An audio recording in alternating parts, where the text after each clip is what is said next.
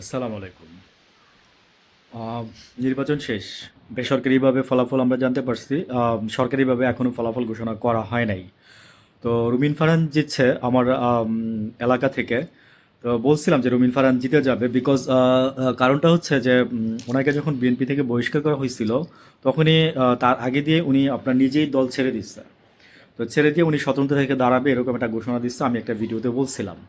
তো আমি তখনই বলছিলাম যে দেখেন রুমিন ফারহান জিতে যাবে এবার, বিকজ মানে মানুষ আসলে কি জানেন যে ইমোশনকে খুব বেশি প্রায়োরিটি দেয়।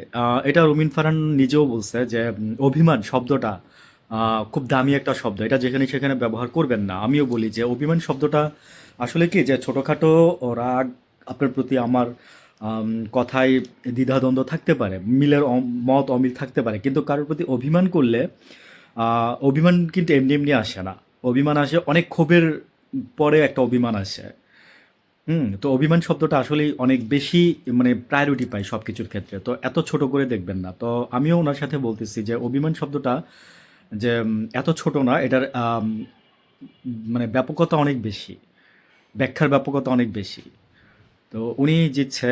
তো যেটা আমি বলতে আসছি, আমার মেসেজ দেওয়ার যেটা ছিল সেটা হচ্ছে যে ওনাকে বিএনপি থেকে ফোন দেওয়া হয়েছে। উনি যখন জিতে যাচ্ছে তখন ওনাকে বিএনপি থেকে ফোন দেওয়া হয়েছে। হ্যাঁ, যে বলছে যে আপনি দলে আসেন, বিএনপিতে আসেন, আপনি আপনি আরো বেশি কিছু পাবেন। তো রুমিন ফারহান বলতেছে যে বেশি কিছু আর কি পাবো, আমি ওনার দল ছাড়া ওই এটা এখন তারেক রহমান সাহেবের দল, বিএনপি। আর আমার যারা হচ্ছে আমাকে যারা এতদিন মানে রঙিন হাঁস উপহার দিচ্ছে। হ্যাঁ, মানুষ হাঁসে জীবিত হাঁসকে রং দিয়ে তাকে নিয়ে গিফট করা হয়েছে, এবং রুমিন ফারহান নাকি ছোটবেলা থেকে হাঁস পছন্দ করতো। এটা সে বলছে, হাতে হাসি হাসি হাসির সাথে তার খুনসুটি ছিল। এনিওয়েজ, হাঁস মোনার মার্কা, হাঁস সংসদে এবার যাচ্ছে আর কি। তো উনি বলছিল যে আমার হাসি দেবের দান খেয়ে দিবে। তো মেসেজ দেওয়ার যেটা ছিল সেটার একটু আংশিক বলছি, আর একটু বাকিটা বলে শেষ করে দিচ্ছি। তো সেটা হচ্ছে যে উনি বলতেছে যে আমাকে নির্বাচনের পরে মানে জাস্ট যখন আমি জিতে যাব তখন আমাকে বলছে যে আসেন বড় কিছু পাবেন। তো বলতে মানে কি রবীন ফারহান বলতেছে যে আমি মানে এমপি হইছি, না হয় মন্ত্রিত্ব দিবে আমাকে, আর কি বড় কিছু দিবে।